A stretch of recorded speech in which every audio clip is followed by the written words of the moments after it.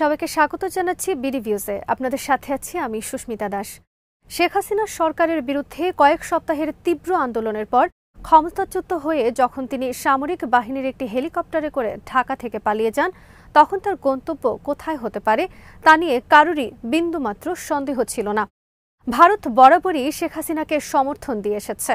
1975 সালে সামরিক অভ্যুত্থানে তার পুরো পরিবার নিশ্চিহ্ন হয়ে যাওয়ার পর তিনি বেশ কয়েক বছর ভারতের আশ্রয়ে ছিলেন। শেখ হাসিনার পতনের পর বাংলাদেশের প্রভাব খর্ব হওয়া নিয়ে শঙ্কিত ভারত।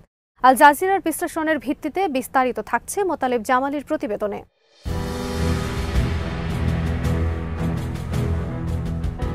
ছাত্র বিক্ষোভে ক্ষমতাচ্যুত হওয়ার পর ঢাকা থেকে শেখ হাসিনা পালিয়ে যখন দিল্লির কাছে উত্তরপ্রদেশে ভারতের একটি বিমান ঘাঁটিতে যান, সেখানে তাকে অন্য কেউ নন, গ্রহণ করেন নরেন্দ্র মোদী সরকারের জাতীয় নিরাপত্তা উপদেষ্টা অজিত দোভাল।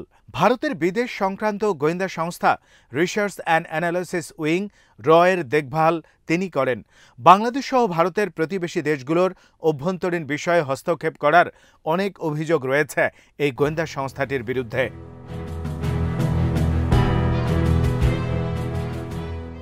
সরকারি চাকুরিতে কোটা ব্যবস্থা বাতিলের দাবিতে ছাত্র বিক্ষোভ কঠোরভাবে দমন করতে শেখ হাসিনা পুলিশ ও অন্যান্য নিরাপত্তা বাহিনীকে নির্দেশ দেন। এরপর তাদের নির্বিচার গুলিতে ৩০০ জনের বেশি মানুষ নিহত হন। এদের মধ্যে রয়েছে শিশু এবং সাধারণ মানুষ। এই পরিস্থিতিতে ক্ষুব্ধ হয়ে ওঠে সারা দেশের মানুষ। ছাত্র বিক্ষোভ পরিণত হয় গণ আন্দোলনে।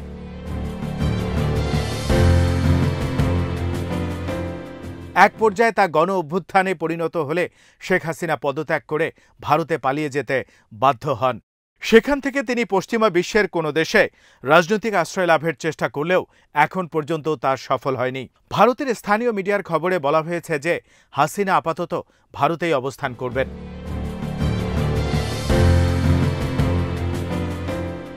বাংলাদেশ বর্তমানে শান্তিতে নোবেল বিজয়ী অর্থনীতিবিদ ডক্টর মোহাম্মদ ইউনূসের নেতৃত্বে গঠিত একটি অন্তর্বর্তী সরকারের অধীনে পরিচালিত হচ্ছে। শেখ হাসিনা ক্ষমতাচ্যুত হয়ে পালিয়ে যাওয়ার পর প্রতিবেশী দুই দেশের মধ্যে সম্পর্কে ইতিমধ্যেই কিছুটা হলেও ঘোলাটে হয়ে উঠেছে। নরেন্দ্র মোদীর সরকার ইতিমধ্যেই বাংলাদেশে অবস্থিত ভারতীয় দূতাবাস থেকে প্রয়োজনীয় নয় এমন কর্মকর্তা কর্মচারীদের প্রত্যাহার করেছে।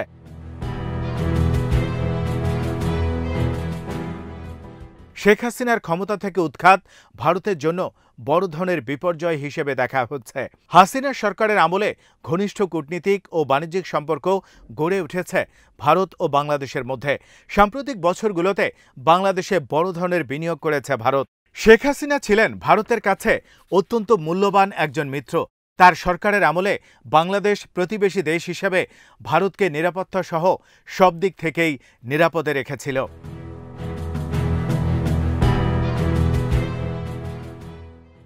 1947 সালে ভারত উপমহাদেশ বিভক্তির পর থেকেই পাকিস্তান ও ভারতের মধ্যে বৈরিতা লেগেই ছিল। এ কারণে পাকিস্তানের পূর্ব অংশ পূর্ব পাকিস্তানে 1971 সালে স্বাধীনতা যুদ্ধ শুরু হলে ভারত বাংলাদেশ রাষ্ট্র প্রতিষ্ঠায় সার্বিক সহযোগিতা করে। কিন্তু স্বাধীনতার পর বাংলাদেশ ভারতের জন্য একটি চ্যালেঞ্জিং ইস্যু হয়ে দাঁড়ায়। কারণ নতুন এই দেশটি ধর্মনিরপেক্ষ গণতান্ত্রিক রাষ্ট্র হবে নাকি পাকিস্তানের মতো একটি ইসলামী রাষ্ট্র হবে তা নিয়ে শঙ্কার মধ্যে ছিল ভারত। বাংলাদেশের পাকিস্তানি আদর্শ বা মূল্যবোধের দিকে ধাবিত হওয়াকে ভারত নিজের নিরাপত্তার জন্য বড় ধরনের হুমকি হিসেবেই দেখত।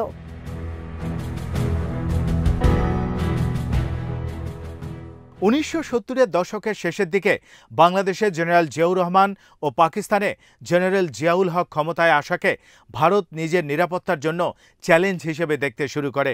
বাংলাদেশ জাতীয়তাবাদী দল বিএনপির প্রতিষ্ঠাতা জিয়াউর রহমান 1981 সালে নিহত হওয়ার পর তার স্ত্রী বেগম খালেদা জিয়া রাজনীতিতে আসেন। কয়েক দফায় তিনি দেশ শাসন করেন।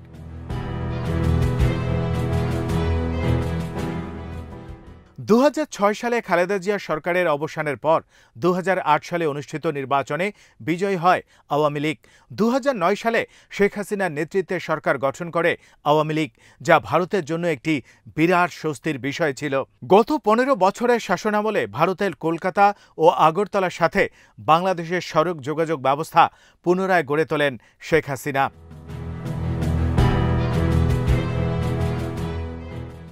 1947 সালের পর দুই দেশের মধ্যে এই যোগাযোগ ব্যবস্থা বিচ্ছিন্ন হয়ে যায়। হাসিনা সেতু নির্মাণ করার পাশাপাশি দুই দেশের মধ্যে রেল চলাচলও পুনরায় চালু করেন। এছাড়া ব্রহ্মপুত্র এর শাখার নদনদীগুলো দিয়ে দেশের মধ্যে জাহাজ চলাচলও আবার শুরু হয়।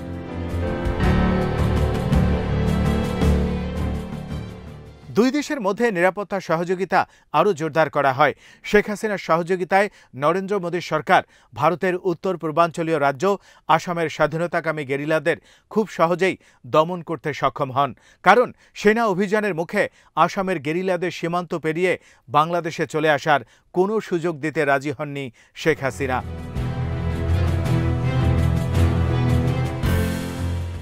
ভারতের পাশাপাশি চীনের সাথেও সুসম্পর্ক গড়ে তোলেন শেখ হাসিনা। তিনি নরেন্দ্র মোদী সরকারের কাছে এই বার্তা পৌঁছাতে সক্ষম হন, বাংলাদেশের কাছে ভারতের স্বার্থ সবসময় অগ্রাধিকার পাবে। সাম্প্রতিক সময়ে শেখ হাসিনা বলেছেন, বাংলাদেশে তিস্তা নদী উন্নয়নে $1 বিলিয়ন প্রকল্পে তিনি চীনের চেয়ে ভারতকেই অগ্রাধিকার দেবেন।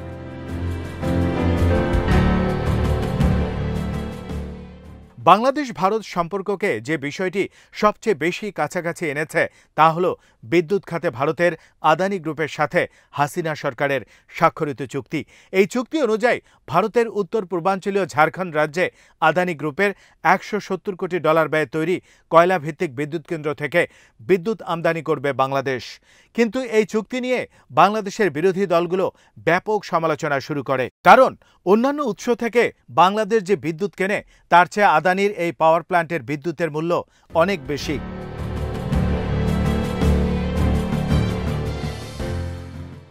আদানি গ্রুপের সাথে স্বাক্ষরিত এই চুক্তি নিয়ে আরও নানা রকম সমালোচনা আছে। কারণ নরেন্দ্র মোদীর সাথে আদানি গ্রুপের মালিক গৌতম আদানির ঘনিষ্ঠ সম্পর্ক রয়েছে।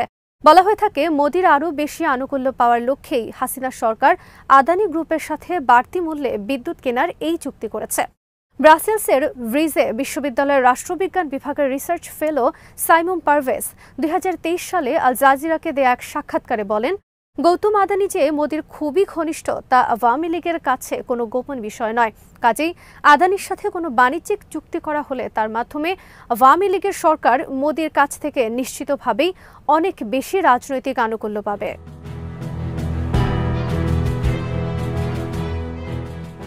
ভারত তার অত্যন্ত মূল্যবান মিত্র শেখ হাসিনা ও তার সরকারের নিরাপত্তা নিশ্চিত করার গুরুত্ব ভালো করেই বোঝে।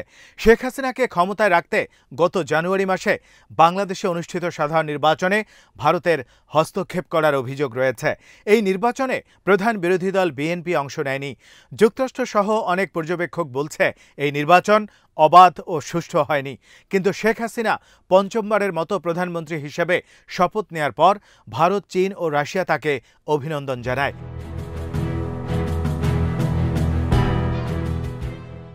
আওয়ামী লীগকে ভারতের এই সহযোগিতার কারণে শেখ হাসিনা ক্রমেই কর্তৃত্ববাদী হয়ে ওঠেন। তিনি ক্ষমতায় থাকা নিরাপদ করার জন্য বিরোধী দলীয় নেতাকর্মীদের গ্রেপ্তার ও হয়রানি সহ তাদের বিরুদ্ধে দমন অভিযান চালিয়েছেন। একই সাথে মানুষের মুক্তভাবে কথা বলার অধিকারও কেড়ে নিয়েছিলেন।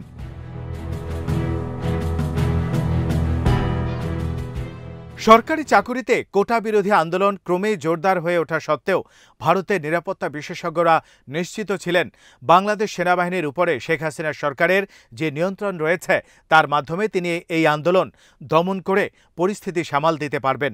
কোনোভাবেই পরিস্থিতি নিয়ন্ত্রণের বাইরে যাবে না।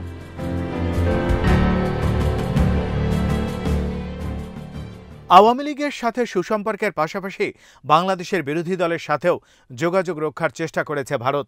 যদিও কোনো কারণে শেখ হাসিনা ক্ষমতা থেকে বিদায় নেন, তখন যেন বাংলাদেশের সাথে ভারতের সম্পর্ক নষ্ট না হয়। কিন্তু ভারতের বিশ্বস্ত একটি সূত্র ইন্ডিয়ান এক্সপ্রেস পত্রিকাকে জানিয়েছে, শেখ হাসিনা বাংলাদেশে ভারতের কোনো হাই কমিশনারকেই বিএনপি প্রধান বেগম খালেদা জিয়ার সাথে সাক্ষাৎ করার অনুমতি দেননি।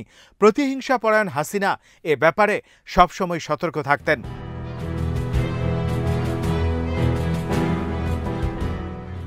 অনেক বিশ্লেষক মনে করেন, ভারতের বর্তমান সরকারের যে মহলটি দেশটিকে ধর্মনিরপেক্ষ ও সংবিধান ভিত্তিক গণতান্ত্রিক নীতি থেকে সরিয়ে উগ্র হিন্দু জাতীয়তাবাদী রাষ্ট্রে পরিণত করতে চাইছে, তারাই ভারতের পররাষ্ট্র নীতিকেও একই ধারায় পরিচালিত করার চেষ্টা করছে। আর এ কারণে ক্রমান্বয়ে বন্ধু হারাচ্ছে ভারত। 2021 সালে নরেন্দ্র মোদীর ঢাকা সফরের সময় ভারতে তার সরকারের মুসলিম বিদ্বেষী নীতির প্রতিবাদে ব্যাপক বিক্ষোভ হয়। শেখ হাসিনার সরকার এই বিক্ষোভ দমনের সময় 12 জন নিহত হন। এ ব্যাপারে ভারতের নাম প্রকাশে অনিচ্ছুক সাবেক একজন গোয়েন্দা কর্মকর্তা আল জাজিরাকে বলেন, এই ঘটনাটি ছিল বাংলাদেশের সাথে ভারতের সম্পর্কের একটি টার্নিং পয়েন্ট। সাংবিধানিক ধর্মনিরপেক্ষতা থেকে ভারতের সরে যাওয়াকে সে দেশের জনগণ মোটেই ভালোভাবে নিচ্ছে না।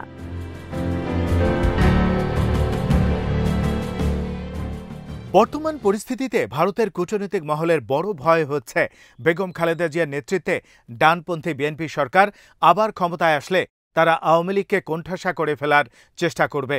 বর্তমানে ভারতের কিছু মিডিয়া অপপ্রচার চালাচ্ছে যে বাংলাদেশের সাম্প্রতিক বিক্ষোভের পেছনে পাকিস্তান ও চীনের হাত রয়েছে। একই সাথে তারা এই দাবিও করছে বাংলাদেশি হিন্দুদের ওপর ব্যাপকভাবে হামলা হচ্ছে। ভারতের এসব মিডিয়া দাবি করছে পাকিস্তান বাংলাদেশকে একটি ইসলামিক রাষ্ট্রে পরিণত করতে চায়।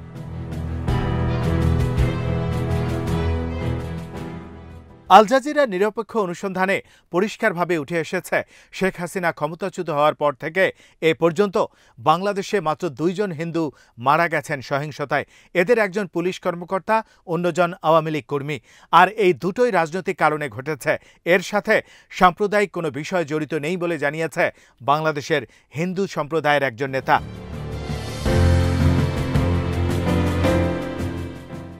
শেখ হাসিনা ক্ষমতাচ্যুত হওয়ার কারণে বাংলাদেশে ভারতের আর কোনো প্রভাব নেই। এ কারণে ভারত চাইবে এই মুহূর্তে বাংলাদেশে যেন কোনো নির্বাচন না হয়, কিন্তু ভারতের সেই প্রত্যাশা পূরণ হবে বলে মনে হয় না। বিএনপি নির্বাসিত নেতা তারেক রহমান খুব শিগগিরই দেশে ফিরে আসবেন বলে তার দলীয় সূত্র নিশ্চিত করেছে।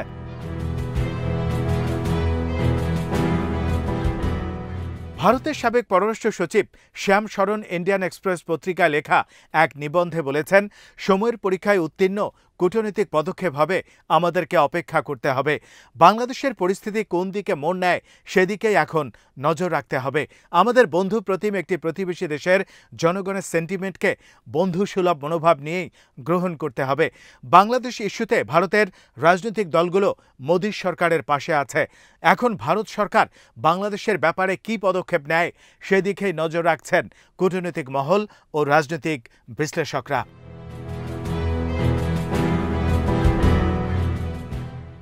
আজ এখানেই শেষ করছি। সবাই ভালো থাকুন, সুস্থ থাকুন আর দেখতে থাকুন বিডি ভিউজ। চ্যানেলটি ভালো লাগলে সাবস্ক্রাইব করুন। সংযুক্ত থাকুন আমাদের ফেসবুক পেজে।